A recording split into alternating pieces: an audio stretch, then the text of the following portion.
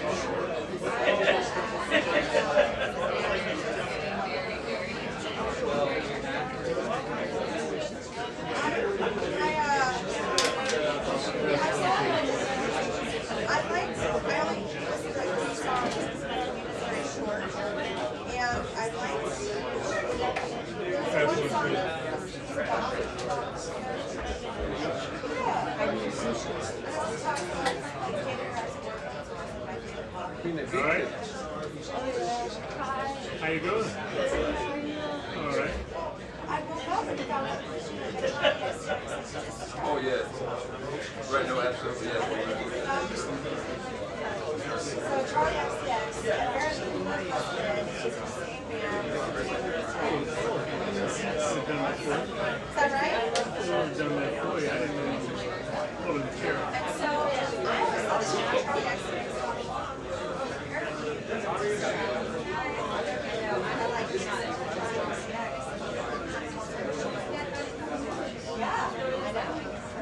What? Yeah. Which tracks? Sorry.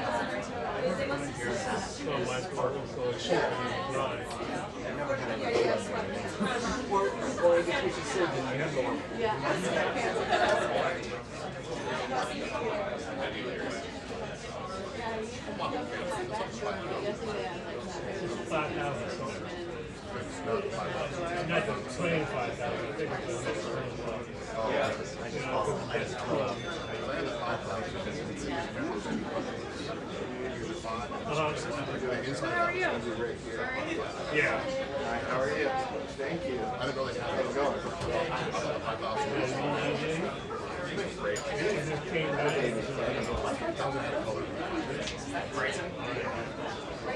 Well, it ended up with one because well, maybe it started out with black and white. Yeah.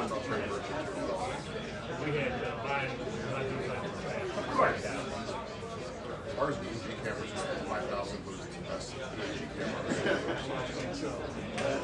Most were doing colors. Yeah. I like the TK-76. Yeah. Waiting for me. Very young. Very, very,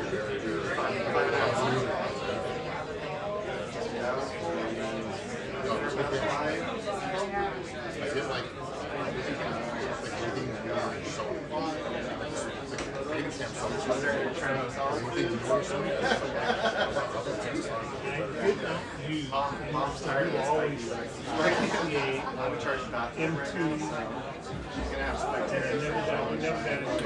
not DC it. What do you think of RCA? Huh? What do you think of RCA? I love it. Great program. I don't hear about that. It wasn't ergonomically. Yeah, flat bottom. When they came out late, but by that time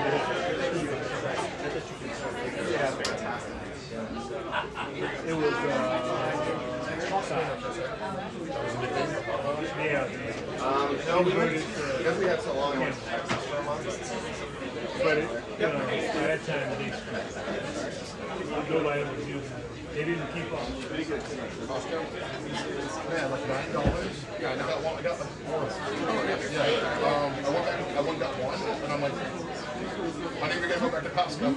Especially nice bread. Yeah, yeah. Well, yeah, that's $9 type stuff.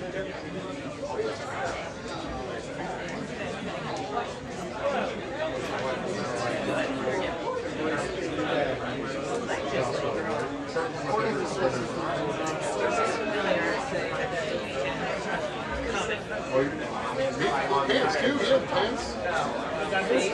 There you go, yeah. Well, three of us, we've got, I think their whole signature line, pants, shirts, pants, jackets. Oh, I got it. In the mornings, I swear. That's only like $15. Yeah. And, I think if you know you're going to destroy them, Yeah. they're going to get smart. So you destroy it.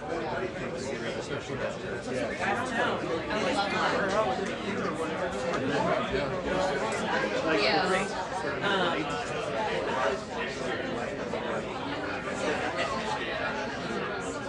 So that's why I was off the street for like 3 months and come back. Yeah. Right. For 2 days I have to go. Just tell me what you do. Hi, how are you? Nice to see you. Kelly. The mustache stuff.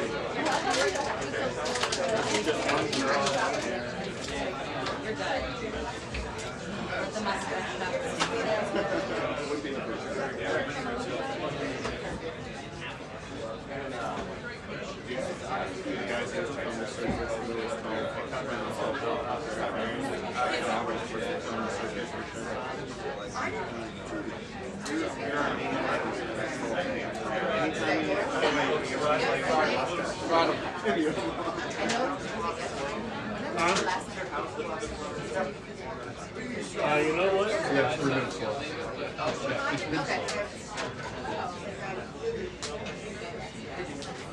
Yeah. Hey, you know what? I think she uses it, or they use it.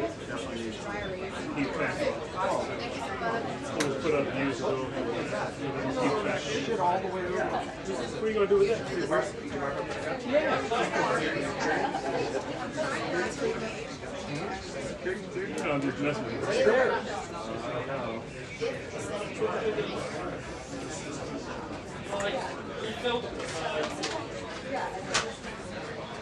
Trying to share it. Oh, no, I can.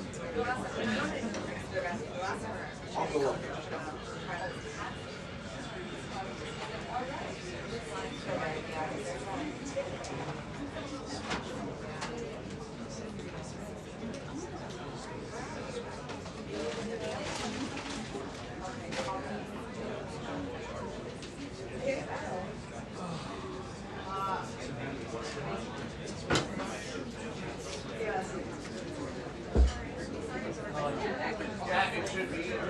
Be a big one because last time we were, the press secretary was saying that those federal layoffs could start in a day or two. That would be today. So if President Trump and Russ Holt, the Office of Management and Budget Chief, were able to figure out yesterday which they say Democrat programs and agencies they want to cut either temporarily or permanently, then we should find out today what exactly the decision was. This is also going to be the first briefing since Secretary of War Hegseth posted this another spectacular explosion in the Caribbean. He says that a group of narco-terrorists was taken out today on orders from the president. Yesterday, of course, they sent a memo here at the White House to lawmakers in Congress declaring war on those cartels. The question the lawmakers have is what, basically why those cartel members are just getting blown out of the ocean without due process. So there's a lot for them to address, and we think this is going to start here anyway. Yeah.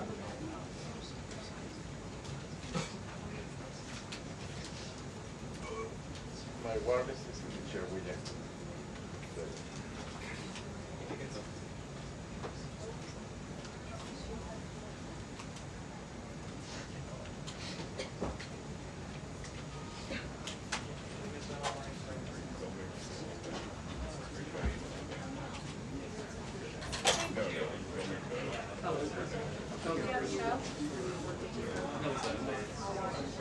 Sundays at 11.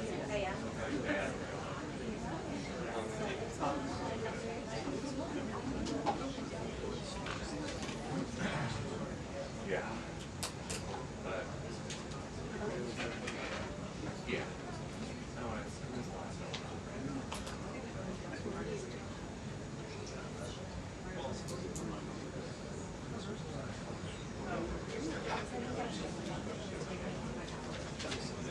Yeah, great.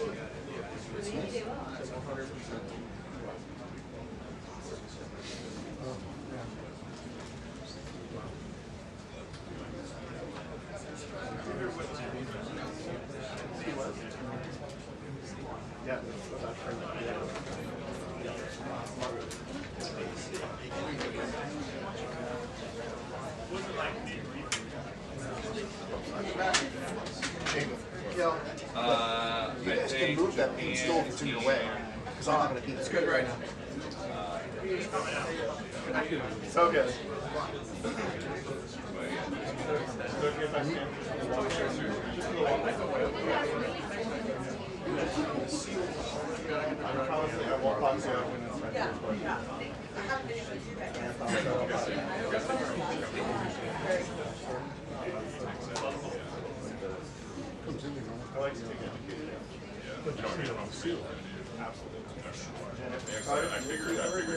No, I know.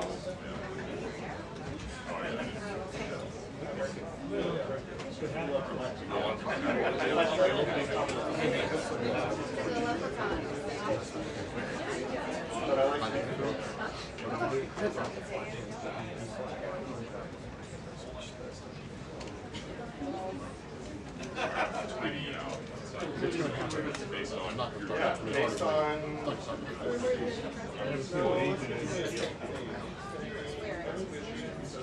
Anybody outside? that's me. The door. The door. Somebody keep it.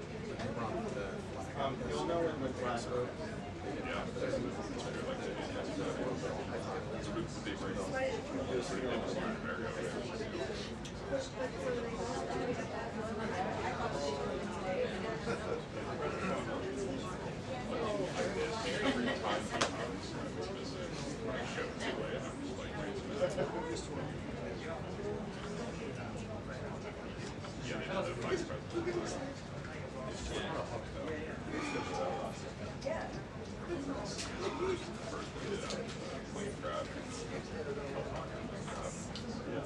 For some reason.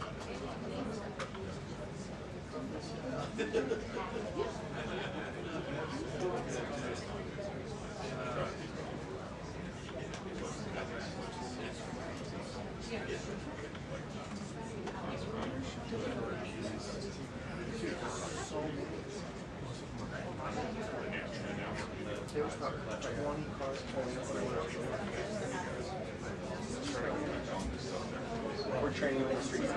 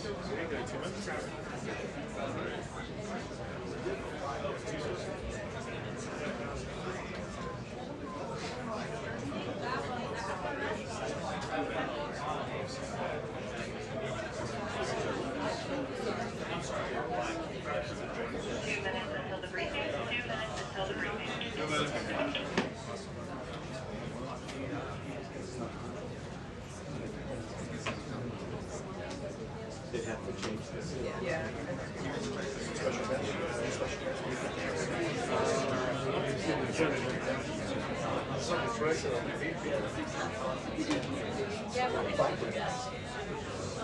know, that's what I did.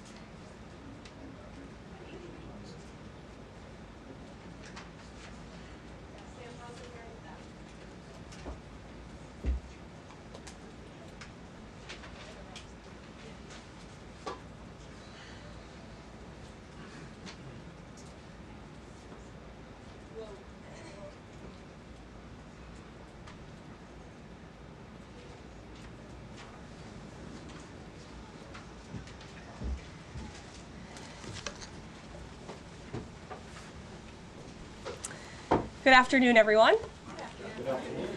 We are now in day 3 of the Democrat-led government shutdown. The Democrats continue to recklessly hold the American people hostage over their demands to give illegal aliens free health care. Republicans are fully unified behind passing nonpartisan clean funding bill, the exact same bill that Democrats approved back in March to reopen the federal government. But those same Senate Democrats are now voting against this clean funding bill and keeping the people's government closed. I understand Democrats will have an opportunity very shortly here to change course, and we hope that they will. There are significant personal impacts on millions of Americans as a result of this current government shutdown. The 1.3 million men and women of America's Army, Navy, Air Force, Marine Corps, Coast Guard, and Space Force who serve honorably and put their lives on the line to defend us all are not being paid. Military families are already seeking out food assistance because of financial anxiety caused by this Democrat shutdown. According to new reporting from the Military Times, staff members at the Armed Services YMCA food pantry distribution location near Fort Hood in Texas found a line of military families stretched around the side of the building yesterday at 5 in the morning. According to the staff who work there, that is, quote, not happened ever. They've already had a 34% increase this week over past weeks.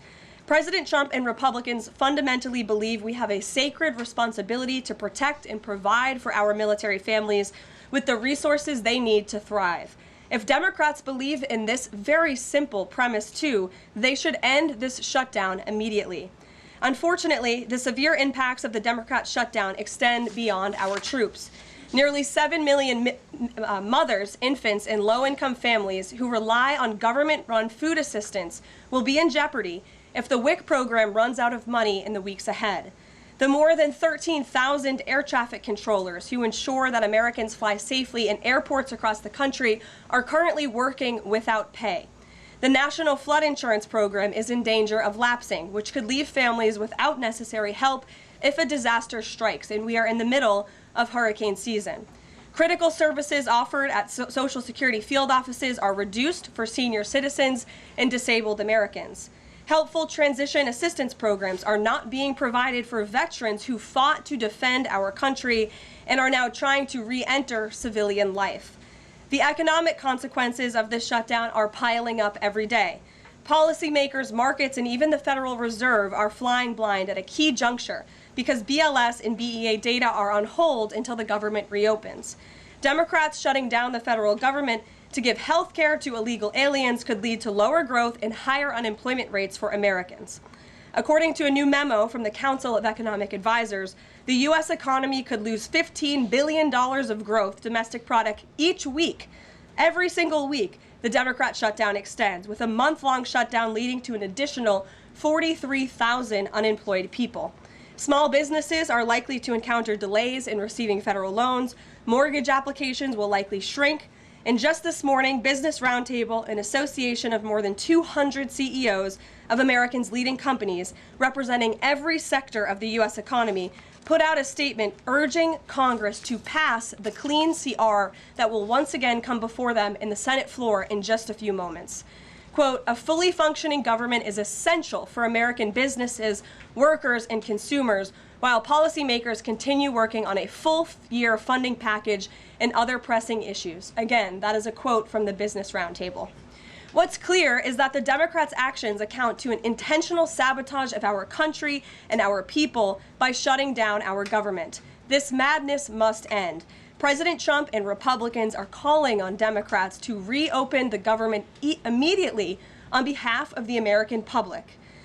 All we need are 5 Democrat senators to do the right thing and to stop this shutdown. Call your Democrat senator and tell them to vote yes to reopen the government. On another matter, despite the Democrat shutdown, President Trump's efforts to make America safe again continue. President Trump believes that American cities should be the safest places on earth, and he is committed to making this a reality. We've already seen that President Trump successfully made D.C. safe again in only a few weeks. That same crime crackdown will continue to happen in cities across the country and is happening in Portland, Oregon. President Trump will end the radical left's reign of terror in Portland once and for all.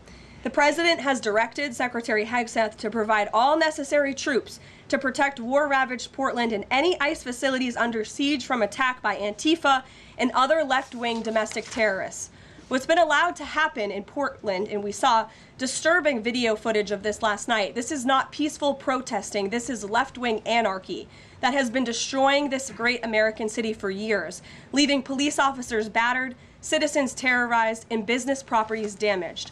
Since early June alone, Antifa terrorists have laid siege to the ICE field office in South Portland. These radical left-wing lunatics have violently breached the ICE facility by using a stop sign as a battering ram, hurled explosives and other projectiles at law enforcement, repeatedly assault and dox officers, berate their law-abiding neighbors, and have even rolled out a guillotine in front of the ICE facility. And more people should be reporting on that. President Trump has sent federal law enforcement to protect federal assets and arrest those fueling this violence. Just last night, we saw an extremely troubling incident where conservative journalist Nick Sorter was captured on video being taken into custody by the Portland police after he was ambushed by Antifa and was defending himself from these assaults. But instead of arresting these violent mob members night after night after night who are ravaging this community, the police arrested a journalist who was there trying to document the chaos, and everyone in this room should be extremely concerned about that. The Department of Justice spoke with that journalist this morning, and they will be launching a full investigation into his arrest. This incident is part of a troubling trend in Portland where left-wing mobs believe they get to decide who can visit and live in their city. It is not their city. It is the American people's city, and President Trump is going to restore that. I just spoke with the president about this, and he has directed his team here at the White House to begin reviewing aid that can potentially be cut in Portland. We will not fund states that allow anarchy. There will also be an additional surge of federal resources to Portland immediately, including enhanced CBP and ICE resources. Law and order will prevail, and President Trump will make sure of it. With that, I'll take your questions, and we will begin today's briefing with our new media seat, Amanda Head from Just the News. Amanda, thank you for being here. Thank you, Caroline. On that most recent topic that you mentioned, reportedly Portland police have not been able to engage protesters to the degree that they normally would. Does the president plan on handling this from that angle as well with city leaders? Yes. From our understanding, the law enforcement that we have here in the Homeland Security Task Force, I spoke with them this morning, and what they're seeing is that unfortunately, local police has been restricted from responding or cooperating at all with federal authorities, which is completely absurd. We have surged federal law enforcement personnel to this city to restore law and order and to work alongside local law enforcement. And we've seen the benefits of this in Washington, D.C. And all of you live here, so you can agree Washington, D.C. is and feels much safer because of the cooperation between federal and local law enforcement. They can and must be working together, and we think it's despicable that these local elected officials who swear an oath to protect their people are preventing law enforcement from doing their jobs on the ground. So that's why the president has directed his team here at the White House, and they are already on it to look into how we can cut funds. And the president wants to work with anyone. If the mayor of Portland were to call him right now and say, "Mr. President, please help us," I am sure the president would be willing to do that. He is genuinely serious about wanting to restore order in America's cities. But it's become apparent that the local and elected officials in Oregon do not feel the same. And that's very unfortunate for the people who live there. And then one more question on the government shutdown. Should there be some type of scheduled layoffs to maybe entice Democrats to come to the table, like every hour another agency, another 100 pink slips? I'm sure Russ Vought has a list of folks ready to go. Well, look, the Office of Management and Budget, as we've said repeatedly, is working with the agencies and our cabinet secretaries to identify where cuts unfortunately can and have to be made. And again, we understand there's another vote happening on the Senate floor in an hour. Maybe if Democrats do the right thing, this government shutdown can be over. Our troops can get paid again. We can go back to doing the business of the American people. But if this shutdown continues, as we've said, layoffs are an unfortunate consequence of that. And Russ Vought has been in contact with our cabinet secretaries at their respective agencies to discuss that. Thank you, Amanda. Kelly. How would this administration define what makes a Democrat agency, which agencies, and what constitutes being a Democrat agency? I think this administration has been very clear, Kelly, that we're not going to tolerate waste, fraud, and abuse in our government. And we've also been very clear to point out when agencies or when programs do not align with this administration's values of putting our country first. You've seen that with USAID and in various other cases where there's been cuts made or funding has been slashed. And so, again, unfortunately, we're having to do a massive review of the bureaucracy to be good stewards of the American taxpayer dollar. And it's the Democrats who have forced the White House and the president into this position by voting to shut the government down. You've talked about thousands likely layoffs coming. Do you have an update on the timeline for that? How quickly? And if the government is restored to funding and back in operation, will that list of potential layoffs still be on the table? Look, as I just stated, the Office of Management and Budget is in constant communication and contact right now with our cabinet secretaries and agencies across the board to identify, unfortunately, where layoffs have to be made and where cuts have to happen. But again, the Democrats have an opportunity to prevent this if they vote to reopen the government. That is all this administration and the president is asking for. Vote for a clean, continuing resolution to keep the government open. Peter. Thank you, Caroline. During the campaign, Thank you, Peter. I was raised to say thank you in the White House briefing room. During the campaign, President Trump said that he did not know anything about Project 2025. Now he knows about it. Is that the blueprint for shrinking the government? Look, the blueprint is what the president and his team and his cabinet secretaries ultimately decide. And the president trusts his cabinet secretaries to identify where there is waste, fraud, and abuse. We pointed out this morning, or Russ Vought tweeted about this morning, a Chicago rail project that was canceled. We paused $2.1 billion in Chicago infrastructure projects, specifically the Red Line extension and the Red and Purple modernization projects.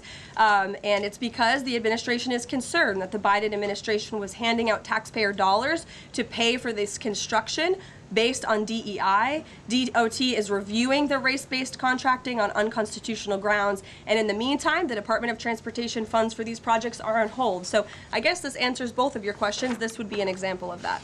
And just because there's so much shutdown talk, something different.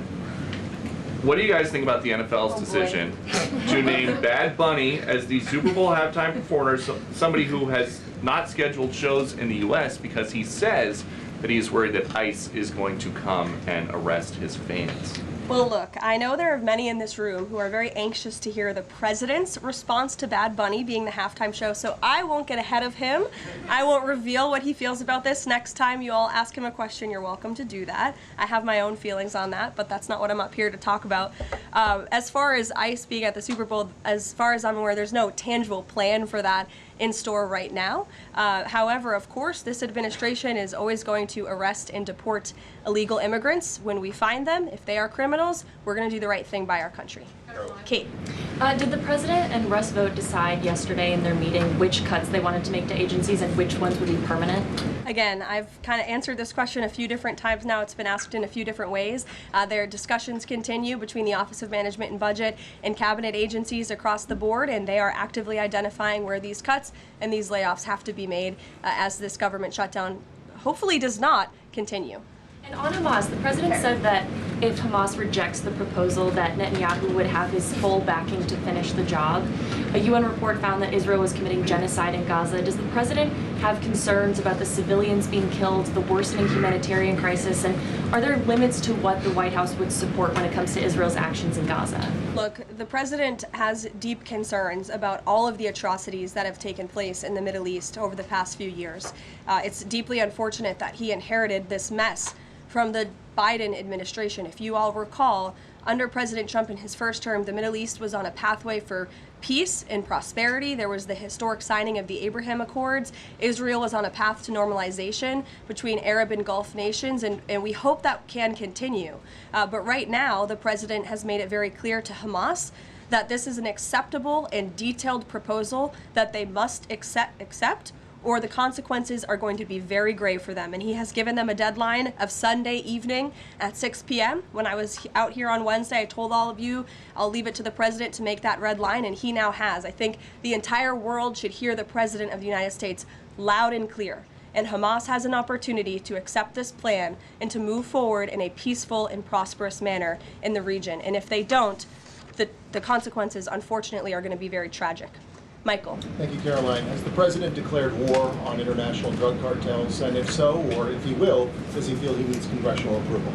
As the White House has said many times, the president has directed these actions, these strikes against Venezuelan drug cartels and these boats, consistent with his responsibility to protect the United States interests abroad and in furtherance of the U.S. national security and foreign policy interests. This is pursuant to his constitutional authority as commander-in-chief and the chief executive to conduct foreign relations. In each of these cases, Michael, the vessels have been assessed by the U.S. intelligence community to be affiliated with designated terrorist organizations engaged at the time in trafficking illicit drugs to our country. The president has been very clear, dating back to the campaign trail, that he is always going to do what's in the best interest of the American homeland.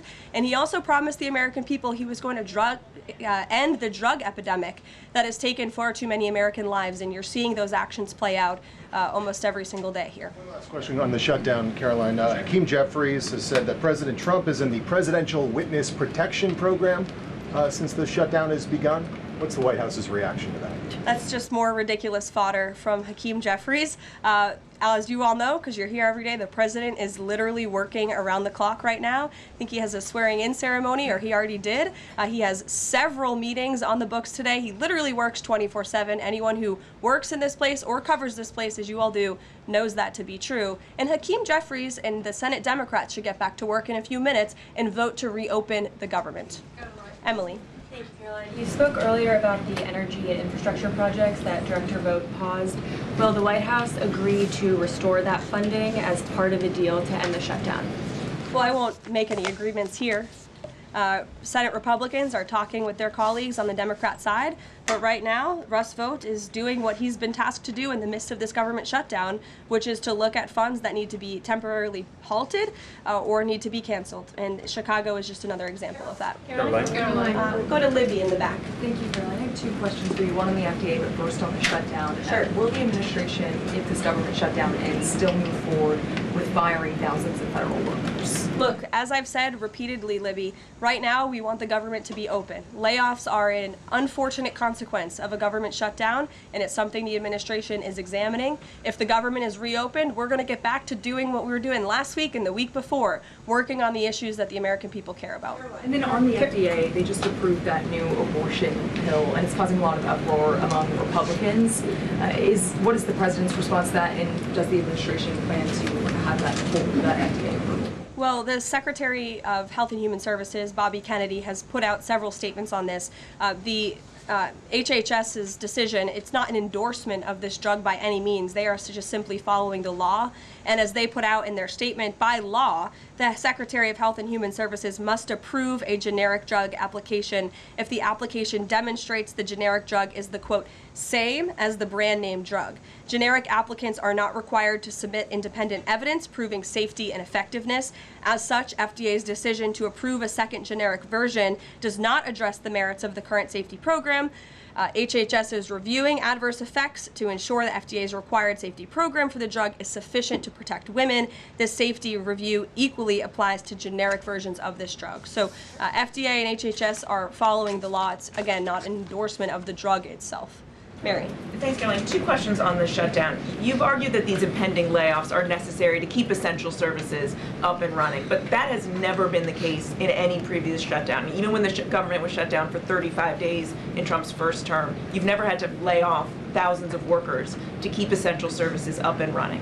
So why are layoffs now necessary in this shutdown? Because we have an administration and we have a president who are wholeheartedly focused on restoring fiscal sanity to our government and doing the right thing by the American taxpayer. We are $37 trillion in debt, and the federal government is currently shut down. There is no more money coming into the federal government's coffers. And as you've also seen since the beginning, in January, this administration is focusing on waste, fraud, and abuse. And so Democrats have given this administration an unenviable choice to have to take a look at the balance sheet and identify where these cuts and layoffs can be made. And you just said this is an unenviable choice, that this is an unfortunate consequence, but the president has described this as an unprecedented opportunity to lay off additional workers. He's posted a video likening Russ Vought to the Grim Reaper. So which is this? Is this an opportunity to fire more workers or an unfortunate consequence? Look, the president likes to have a little fun every now and then, and I think both things can be true at the same time. The Democrats have given the administration this opportunity, and we don't like laying people off. Nobody takes joy in that around here, and if you think that, then I think that's very sad. You view the White House and our staff as wanting to put people out of work. Nobody wants to do that, but sometimes in government you have to make tough decisions. Carrie. Going back to Portland, as far as the city council there is concerned, they appear to be very sympathetic towards the protesters over at the ICE facility. Is the White House considering invoking the Insurrection Act over in Portland? Is that something they are considering also? As far as the Portland City Council is concerned, are they looking at the members there who are appear to be helping out the protesters as far as suggesting to get burner phones, et cetera, et cetera? That's not something I've heard that's under consideration or discussion at this time. Caroline. Caroline, who's ever yelling in the back? Go ahead. Me. Sure. Thank you. Bianca Gracia here, and I have a question. This week, the Democrats have chosen illegals over hard-working Hispanic Americans during Hispanic Heritage Month, causing the White House to cancel the celebration with the president. Is the president open to letting the Hispanics, who overwhelmingly voted for him, have their own fiesta in the White House lawn opposed to the fancy, we don't need fancy schmancy, right? You can give us the backyard and we'll fill it all in and have in our own fiesta. Is the president open to that? I had no idea she was going to ask that question. I just want to preface that. I've never met you. I just want to say that, but welcome to the briefing room. I love your energy. I can't personally unilaterally promised the South Lawn grounds. We have some construction going on out there, but I know that everyone here views it as very unfortunate we had to cancel or hopefully just reschedule the Hispanic American Heritage Month event, and it's because we are working around the clock during this government shutdown. When the Democrats vote to reopen the government, that event will be back in the planning stages. Thank you. You're welcome. Brian, go ahead. Very much. Welcome to the briefing room, by the way. I was with the Secretary of War and the Attorney General in Memphis just the other day as we were going to a command center.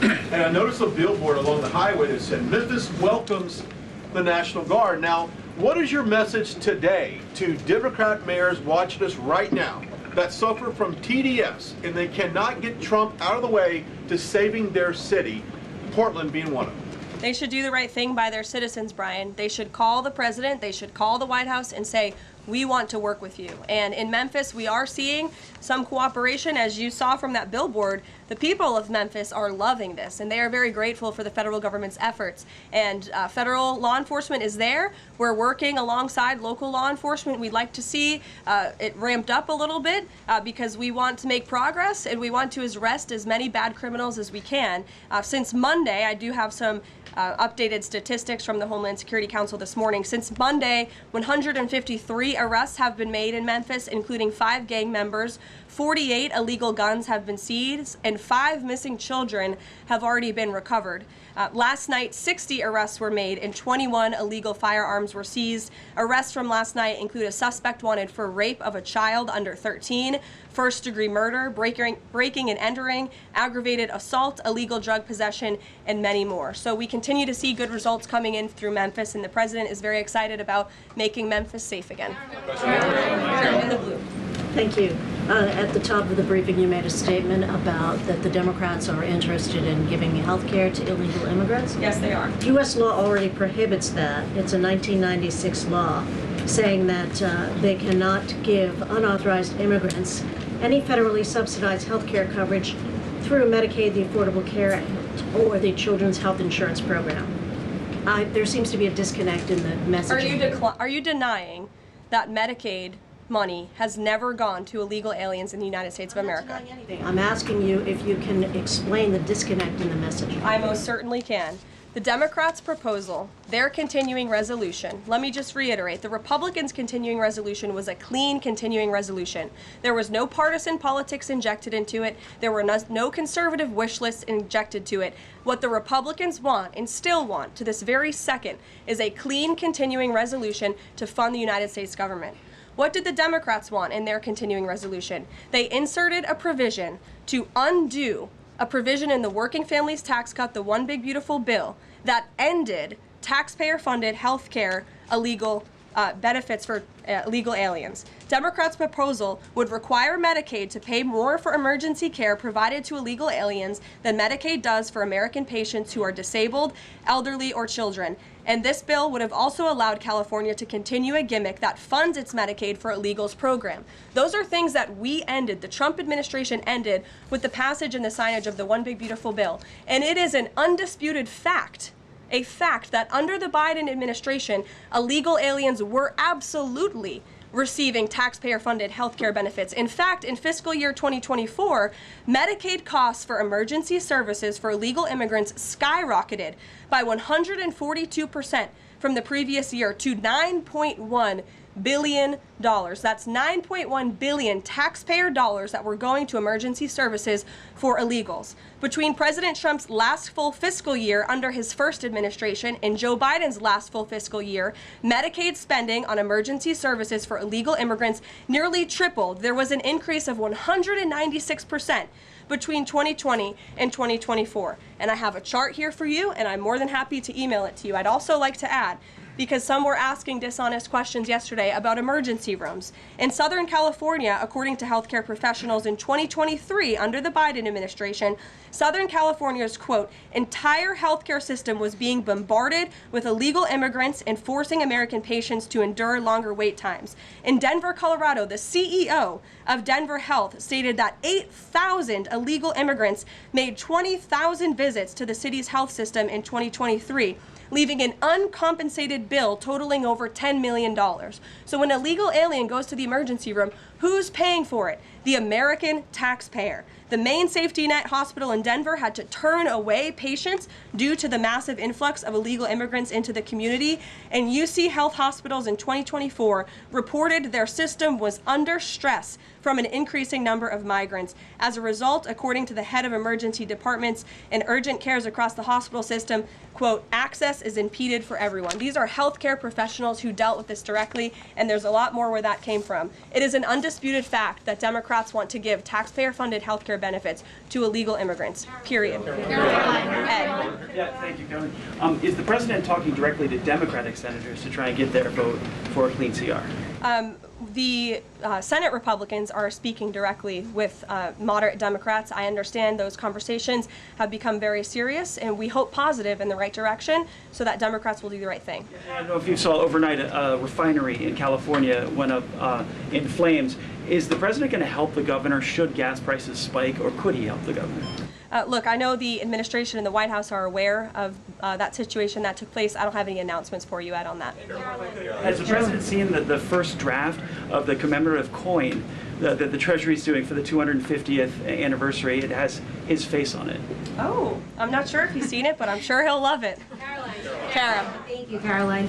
It's now being reported that former President Biden's DHS and TSA placed peaceful January 6 protesters and even Americans who refused to wear masks during COVID onto watch lists usually reserved for terrorists. Most of these people were not charged with crimes.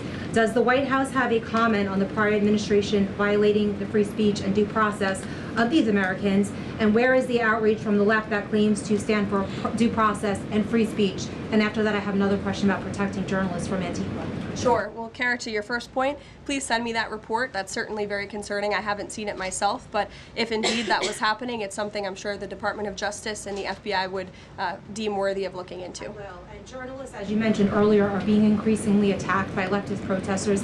I was actually assaulted outside of President Trump's United Nations speech, and I think the White House is aware that a Portland journalist was almost blinded by an Antifa protester. This has been a problem that's gone on for years, and police often say that their hands are tied. Does the White House have a plan or plan on issuing a statement maybe discouraging this violence against journalists out on the street like me and so many others in this room? Well, I hope that my statement earlier in the briefing served that purpose, but of course we condemn violence against anyone in this country, and journalists as well, who are exercising their First Amendment right. And there have been so many incredible independent journalists across the country who have gone undercover within Antifa and really have come to understand how this is a growing domestic terrorism threat inside of our country. And I would encourage maybe some of you in this room to get outside the Beltway and go do some of that undercover investigative reporting, because it is really incredible what they found. I met with one of them in my office yesterday, and they're doing very dangerous work in difficult circumstances, and Antifa is a very violent group, as you've experienced and that many others in the media have as well. Christian. Yeah, thanks, Caroline. Following up on Libby, sort of on the other side of the abortion debate, has the president abandoned his campaign pledge to mandate insurance coverage for IVF services? No. Was there any update on that? We flew by that May EO deadline for the White House to produce a plan.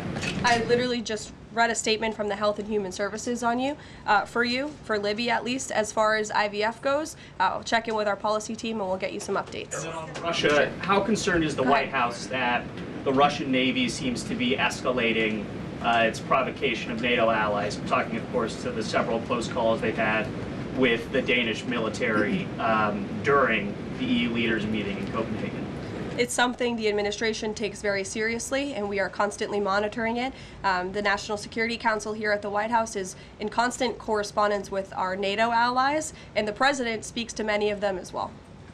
Yes. We've seen a spate of gun violence in this country, both mass shootings. We've seen this Michigan church that was attacked, children being shot in pews in Minnesota. We've also seen politically motivated assassinations of Minnesota lawmakers, Charlie Kirk.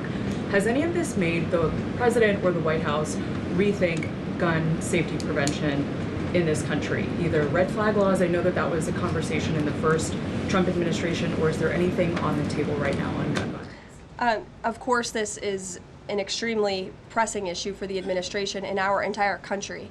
It's deeply alarming to everyone here, the violence that we've seen taking place all over the country, the assassinations that have unfortunately, tragically taken place throughout the last several months. There are many discussions about how to prevent such violence and how we can ensure that law enforcement has the resources they can on the ground to not only respond, but again, to prevent such tragedies from taking place. If there are red flags with an individual in a community, that they are treated as an emergency, a public safety emergency, not just, turn a blind eye to.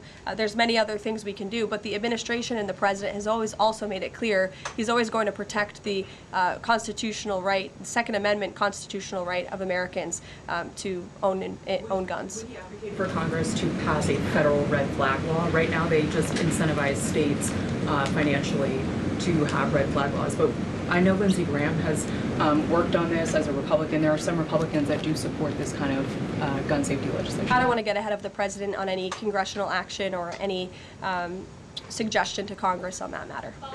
Andrew. Thank you, Caroline. Two things.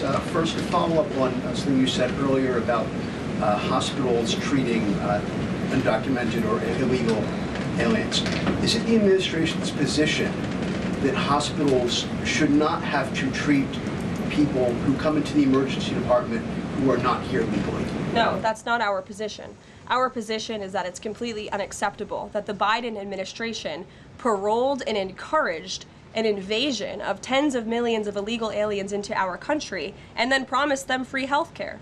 And the Democrats are on the record repeatedly stating that they believe illegal aliens should have health care benefits, free health care benefits in the United States of America. So that is a recipe for a disaster. Of course you're going to encourage a mass illegal invasion of our country, which is exactly what happened. And we've seen the unfortunate consequence of that, where American patients are being put last, where American patients are having to wait in wait rooms, where grandmothers and grandfathers are waiting hours and hours for care because they're being put behind the line to illegal aliens. And we don't agree with that. We don't support that. That's why the administration is desperately trying to fix it and deport the tens of millions of illegal aliens that the Democrats and the Biden administration allowed into our country. And we'd love to continue doing that work so long as the federal government is reopened. And there are many federal law enforcement agents and officers right now who are working without pay. That's unacceptable. The Democrats need to reopen the United States government, and we hope that they will do the right thing on the Senate floor in just a few moments. Thank you, everyone.